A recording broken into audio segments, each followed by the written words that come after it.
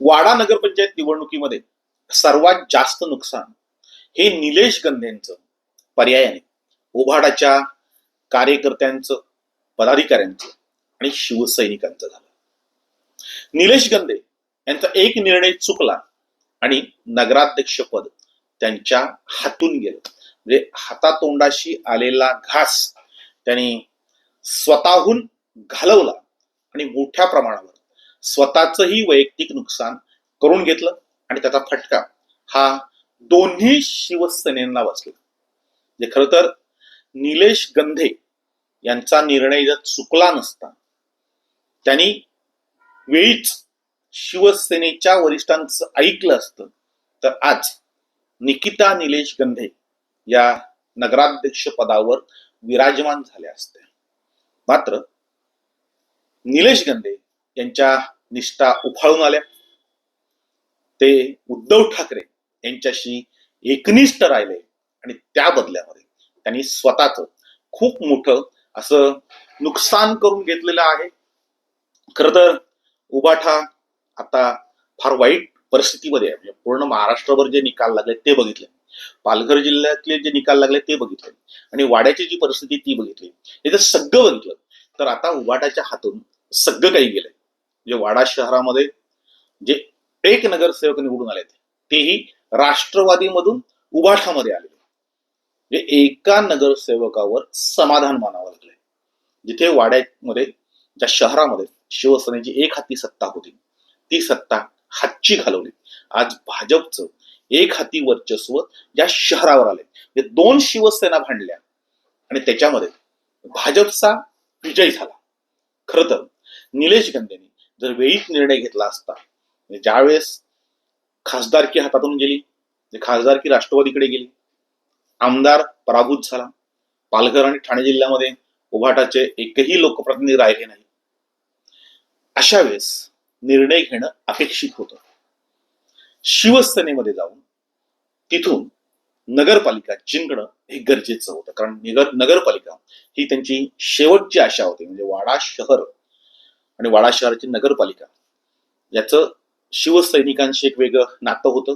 ते नातं गेल्या 8 वर्षामध्ये संपुष्टात आलं होतं. म्हणजे एका माणसाने फार शिवसेनेची वाताहत केली आणि अशा वेळेस निलेश गंधे यांनी पुढे येऊन ही नगरपालिका हातात घेणं गरजेचं होतं. मात्र तसं झालं नाही आणि त्याच्यामुळं निलेश गंधेंचं वैयक्तिकही नुकसान झालं. ते त्यांचे पैसे गेले. कारण उबाठामधून कधीही कोणाला पैसे दिले जात नाहीत. म्हणजे मातोश्री ही सध्या लेना बँक आहे. म्हणजे अजूनही त्यांचे डोळे उघडत नाहीयेत. अजूनही ते पक्ष बांधण्यासाठी जे करावं लागतं ते करत नाहीयेत. कार्यकर्त्यांना वाऱ्यावर सोडतायत आणि निष्ठा करत हे जे कोण त्यांच्याकडे उरलेले शिवसैनिक आहेत तेही वाहत जात आहेत आणि त्याचा परिणाम खूप मोठा होताना दिसतोय. आज निलेश गंधे यांच्यासारख्या चांगल्या कर्तृत्ववान पदाधिकाऱ्याचा दारुण पराभव झाला. म्हणजे त्यांची पत्नी चक्क 1480 मताने पराभूत झालेली आहे. म्हणजे त्या जिंकायला हव्या होत्या असं प्रत्येकाला वाटत होतं. त्यांचा पराभव 1480 मताने भाजपने केलेला आहे. म्हणजे भाजपच्या रीमा गंधे यांना 3967 मत आहेत आणि निकिता गंधे यांना 2487 मत आहेत. फरक आहे 1480 मतांचा. हा फरक खूप मोठा आहे. नगरपंचायत निवडणुकीमध्ये एवढा दारुण पराभव, एवढं मोठं अपयश वाट्याला येणं हे निलेश गंधे यांना अपेक्षित नसेल. मात्र केवळ त्यांच्या निर्णयामुळे त्यांचा घात झाला. तसं बघितलं तर शिवसेनेचे जे 16 उमेदवार उभे होते त्यांना 2437 मतं मिळाली आहेत. शिवसेनेच्या 16 उमेदवारांना 2437 मतं मिळालेली आहेत आणि निलेश गंधे यांच्या पत्नीला 2487 मतं मिळालेली आहेत. 2487 मतं ही उभाठाला मिळणं म्हणजे शिवसेनेपेक्षा 50 मतं ही अधिक आहेत. म्हणजे निलेश गंधे यांचं वर्चस्व वाडा शहरामध्ये टिकून ठेवलं एक हाती. म्हणजे कुठलीही आर्थिक रसद मिळाली नाही, कुठलाही वरिष्ठ नेता आला नाही, सभा नाही, रॅली नाही, कोणाचंही सहकार्य नाही. अगदी दिशाहीन झालेली जी संघटना आहे आता उभाटाची, अशा संघटनेमधून उभं राहून शिवसेनेपेक्षा, शिवसेनेमध्ये मातब्बर लोक उतरले होते, आमदार होते, नेते होते, उपनेते होते, अगदी व्यक्तिशः एकनाथ शिंदे साहेबांचं लक्ष होतं. आणि अशा परिस्थितीमध्ये ही 2437 मतं ही 16 उमेदवारांना आहेत. आणि निकिता गंधे यांना एक हाती 2487 मतं आहेत, म्हणजे 50 मतं ही त्यांनी शिवसेनेपेक्षा जास्त घेतली आहे. खरं तर हेमांगी पाटील यांना 2995 मतं आहेत शिवसेनेच्या उमेदवार. पण हेमांगी पाटील यांना मिळालेले मतदान हे शिवसेनेचं सगळंच मतदान आहे अशातला भाग नाहीये. कारण निलेश सांबरे यांचं शहरामध्ये वर्चस्व आहे, बऱ्यापैकी त्यांचं मतदान आहे, आणि कुणबी फॅक्टर बऱ्यापैकी चाललेला आहे. निलेश सांबरेंना मानणारा वर्ग होता आणि त्याच्यामुळे ही मतं मिळालेली आहेत. क्रॉस वोटिंग जर झालं नसतं तर निर्णय वेगळा असता. मात्र निलेश सांबरेंना वाड्यातील शिवसेनेने स्वीकारलं नाही. म्हणजे वाड्यातली जी काही शिवसेना आहे, ही शिवसेना कोणीही याच्यामध्ये निष्ठावंत आहे का असा प्रश्न विचारावा वाटतो. की मोठ्या प्रमाणावर धनुष्यबाणाला जे मतदान व्हायला हवं होतं ते धनुष्यबाणाला मतदान झालेलं नाही. निलेश सांबरेंना खुल्ला विरोध केला गेला, क्रॉस वोटिंग केलं गेलं. त्याच्यामुळं निलेश सांबरेंना म्हणजे अर्थात हेमांगी पाटील यांना जी मतं मिळालेली आहेत त्याचा आणि शिवसेनेचा तसा संबंध लावता येणार नाही. आणि म्हणून जे शिवसेनेचे जे 16 उमेदवार होते त्यांना मिळालेली मतं आणि उभाटाच्या उमेदवारांना मिळालेली मतं असं जर बघितलं तर निलेश गंधे इथे आजही आपल्याला वरचढ ठरलेले दिसतात. शिवसेनेच्या उमेदवारांपेक्षा उभाटाला 50 मतं जास्त मिळणं ही निलेश गंधे यांची ताकद होती. आणि ही ताकद शिवसेनेच्या नेत्यांनाही मान्य होती. आणि त्या ताकदीचा मात्र स्वतः निलेश गंधे यांनाही काही फायदा झालेला नाहीये. खरं तर दोन्ही जर शिवसेनेची मतं एकत्र घेतली, शिवसेनेच्या उमेदवार हेमांगी पाटील यांना जी मतं मिळाली ती 2995, आणि निकिता गंधे उभाटाच्या उमेदवार जे आहेत त्यांना मतं मिळाली 2487. या दोघांची जर बेरीज घेतली तर 5482 मतं होतात. आणि भाजपच्या रीमा गंधे यांना मिळालेली आहेत 3960 मतं. दोन्ही शिवसेनेची मतं ही 5482 आहेत, म्हणजे 1515 मतं ही भाजपपेक्षा जास्त होतात. मात्र त्याला काही अर्थ नाही. म्हणजे दोन्ही शिवसेना फुटल्या त्याच्यामुळे भाजपचा फायदा झाला हे महत्वाचं आहे. कारण जिंकतो तो महत्वाचा असतो, जो जिता वही सिकंदर. त्याच्यामुळे आता हे दोघांची बेरीज करून सांगणं की आम्ही जिंकणार आहोत, तर तसे आम्ही जिंकलो होतो, याला काही अर्थ नाही. दोन्ही शिवसेना भांडल्या, दोन्ही शिवसेना विभागल्या गेल्या आणि त्याच्यामुळे इथे भाजपचा फायदा झालेला दिसतो. खरं तर निलेश गंधे यांचा निर्णय काय चुकला तर ती एक अंदरकी बात होती. म्हणजे खरं तर ते सांगणं गरजेचं नव्हतं. म्हणजे एक पत्रकार म्हणून, शरद पाटील म्हणून आम्ही जेव्हा उच्च वर्तुळात मोठ्या नेत्यांबरोबर बसतो, चर्चा करतो, तेव्हा अनेक गोपनीय गोष्टी माहीत असतात. पण त्या खाजगीमध्ये झालेल्या गोष्टी जर आम्ही कॅमेऱ्यासमोर सांगायला लागलो, पेपरमध्ये लिहायला लागलो, तर कोणीही आम्हाला या माहिती देणार नाही किंवा आमच्यावरती पोहोचणार नाही. म्हणून ती माहिती आम्ही सांगितलेली, आम्ही जाहीर केली नाही. खरं तो मोठा 15 दिवसापूर्वी गौप्यस्फोट करायला हवा होता, मात्र ती गोपनीय बातमी होती. आता ती बातमी सर्व फुटलेली आहे. कारण निलेश गंधे यांना जेव्हा ऑफर दिली गेली तेव्हा त्यांनी उभाटाच्या कार्यकर्त्यांची चर्चा केली. उभाटाच्या प्रत्येक कार्यकर्त्याला ते माहीत झालं होतं आणि म्हणून ते आता गोपनीय राहिलेलं नाही. म्हणून सांगतो की निलेश गंधे यांना शिवसेनेकडनं ऑफर होती. निकिता निलेश गंधे या शिवसेनेच्या उमेदवार असाव्यात अशी खालपासून वरपर्यंत सर्व नेत्यांची इच्छा होती. निलेश गंधे यांच्याकडे तशी ऑफर गेली. मात्र त्यांनी ती ऑफर केवळ एका माणसामुळे नाकारली की तो माणूस असेल पक्षामध्ये तर मी पक्षामध्ये येणार नाही. ते सुरुवातीपासून उभाटाच्या शिवसैनिकांचा हट्ट होता की तो जर तिकडे असेल तर आमच्यातला कोणीही येणार नाही. म्हणजे अक्षरशः शिवसेनेच्या नगरसेवकांचं, म्हणजे अगदी गीतांजली कोलेकर या नगराध्यक्षा आणि बाकीच्या नगरसेविका यांचंही खूप मोठं नुकसान झालं. नुकसान स्वतः सहन करून घेतलं, मात्र त्या शिवसेनेमध्ये आल्या नाही. त्याच्यामागच्या अनेक कारण आहेत आणि ती कारणं सगळ्या वरिष्ठांना माहित होती. तरी सुद्धा त्याची दखल घेतली गेली नाही आणि त्या एका माणसामुळे मोठं शिवसेनेचं नुकसान झालं. ज्यावेळेस निवडणूक जाहीर झाली त्यावेळेस पूर्ण शहर आपल्या ताब्यात आहे किंवा पूर्ण शहरावर आपलं वर्चस्व आहे असं संदीप गणोरे यांना वाटत होतं. आणि त्याच्यामुळं त्यांनी आपली पत्नी नमिता गणोरे यांना नगराध्यक्ष पदाचं उमेदवार केलं होतं. त्यांना तिकीट मिळावं याच्यासाठी त्यांनी आटोकाट प्रयत्न केले होते.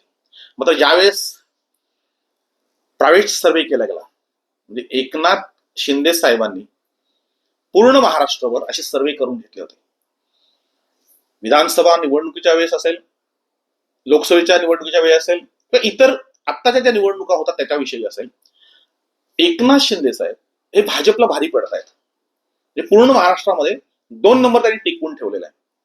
म्हणजे शिवसेनेमधून फुटून आल्यानंतर त्यावेळेस सांगितलं जात होतं की यांना आयती शिवसेना मिळाली.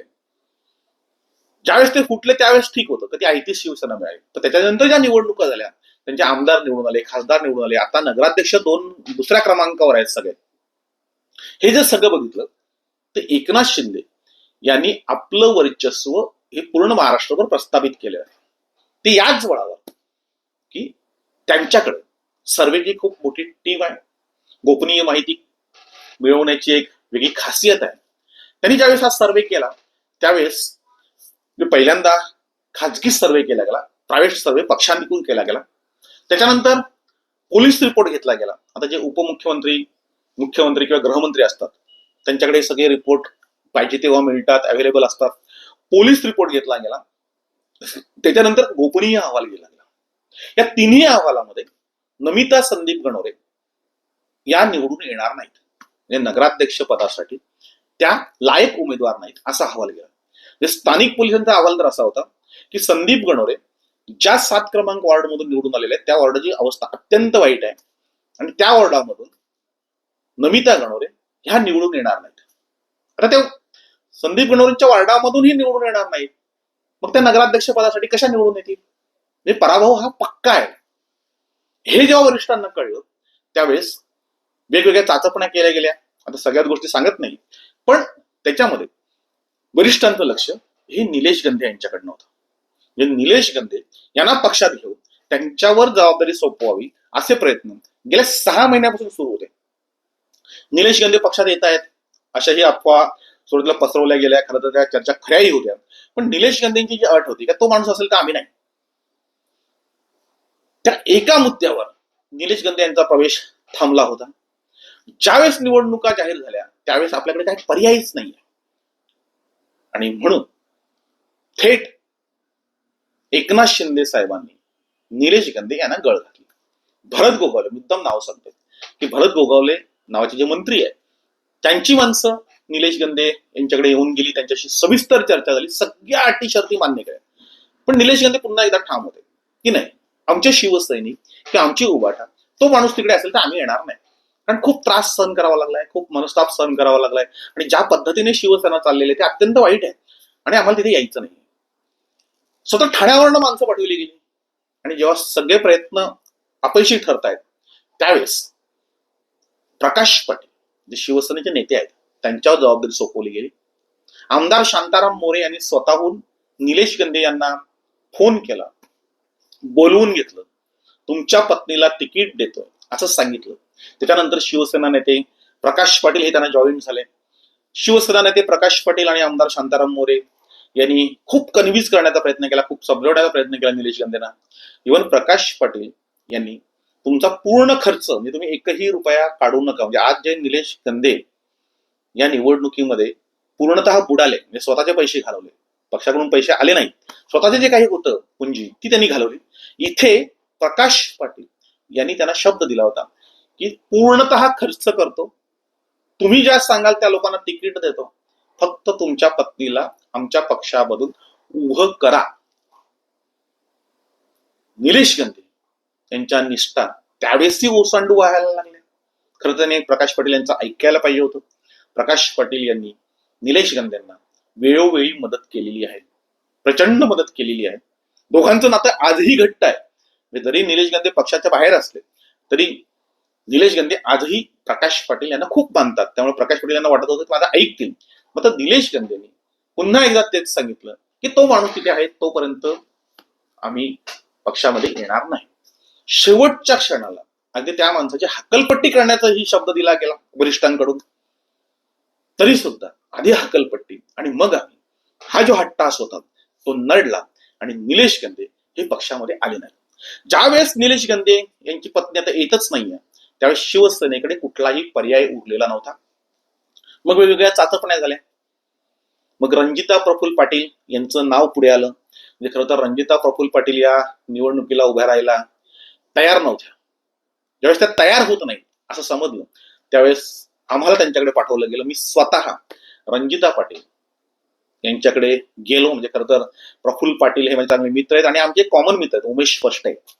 त्यांच्या घरी त्यांना बोलवलं आणि तिथे जवळपास 1.5 तास त्यांना कन्व्हिन्स केलं, त्यांना समजवण्याचा प्रयत्न केला, त्यांच्या सगळ्या अटी शर्ती मान्य केल्या, त्या तयार झाल्या.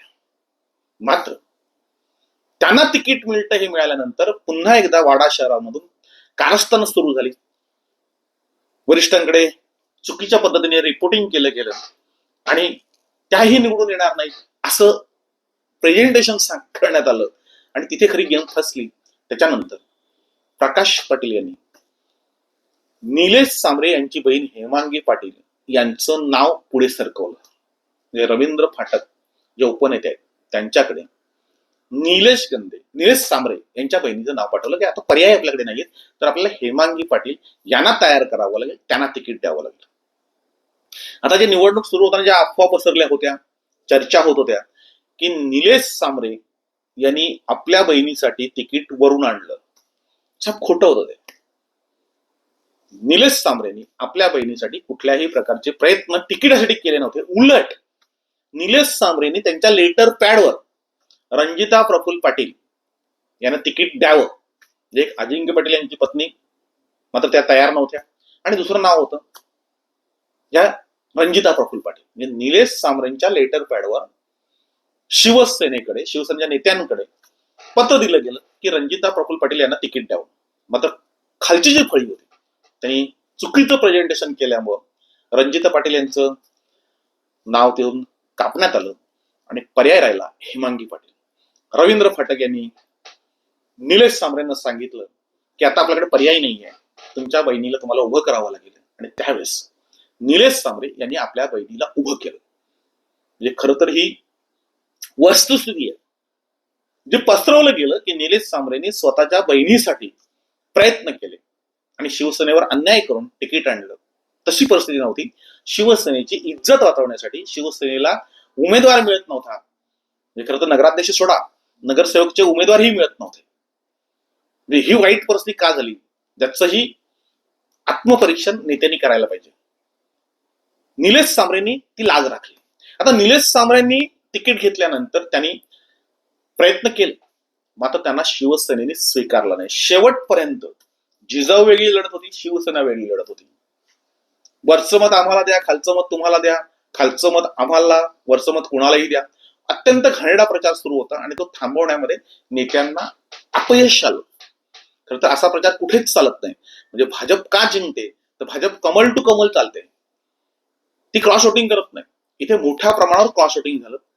निलेश सांबरेनेही ज्या जिद्दीने ही निवडणूक लढायला पाहिजे होती, ती निवडणूक त्या जिद्दीने लढू नये म्हणून भाजपने आटोकाट प्रयत्न केले, वेगवेगळ्या गोष्टी केल्या, त्यामध्ये धाडी टाकल्या. अगदी 111 कोटीचं प्रकरणही घडलं होतं, अनेक गोष्टी घडल्या आणि त्याच्यामध्ये निलेश सांबरे यांचा, त्यांच्या बहिणीचा पराभव झाला. या सगळ्या गोष्टींमध्ये एकच गोष्ट वाईट घडली, ती म्हणजे निलेश गंधे यांच्यासारखा कार्यकर्ता हा वाडा शहरामध्ये अपयशाला कारणीभूत झाला. खरं तर निलेश गंधे यांचं काम चांगलं आहे. पूर्ण शहरामध्ये त्यांना न ओळखणारा, ते त्याला ओळखत नाही असा एकही माणूस नाही.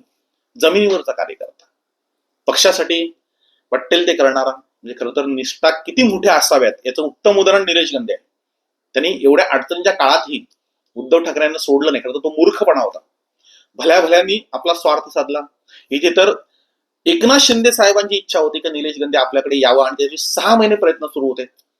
प्रकाश पाटील हे तिकीट घेऊन त्यांच्या दारात उभे होते की ये तू, आम्ही तुझा सगळा खर्च करतो, निवडून आणण्याची जबाबदारी माझी आहे. आणि तरी सुद्धा निलेश गंधे हे शिवसेनेकडे गेले नाहीत आणि त्याचा परिणाम असा झाला, स्वतःचं खूप मोठं नुकसान झालं, त्यांच्या समर्थकांचं नुकसान झालं, उभाडाच्या पदाधिकाऱ्यांचं नुकसान झालं आणि एकूणच वाडा शहरातील शिवसेनेचं, अर्थात दोन्ही शिवसेनेचं हे नुकसान झालं. त्याचं कारणीभूत एकमेव कारण तो म्हणजे निलेश गंधे यांचा निर्णय.